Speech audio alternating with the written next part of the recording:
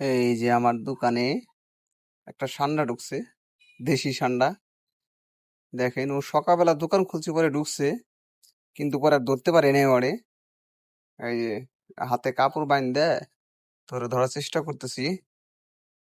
তো এই যে যাইতেছে, এই যে এখানে আমার এখানে চলে আসছে। এটাকে বলে দেশি ষান্ডা। তো ও অনেক মানে বেরোনোর চেষ্টা করতেছে, আমিও ধরার জন্য চেষ্টা করতেছি, কিন্তু আমিও ধরতে পারতেছিলাম না। তো ফাইনালি এই যে এখন দৌড়লাম। তো ধরতে অনেক কষ্ট হয়েছে আমার জন্য। খুব ছোট, তো ওই ছোটর কারণে ধরা যায় না। এদিকে দৌড়াদৌড়ি করে, মাল আছে। এই যে দৌড়ছে, এখন দেখেন ঠান্ডা। তো অনেক ছোট। ও আমার মনে হয় কাপড়টা না থাকলে আমার হাতেই কামড় দিত। কাপড়টা এমন ভাবে কামড় দিয়ে ধরছে, তা বলার মতো না। আমি এইটা আসলে ছুটাতে পারতেছিলাম না।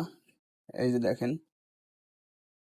তো অনেক মানে ই করে ধরছে, কামড় দিয়ে ধরছে।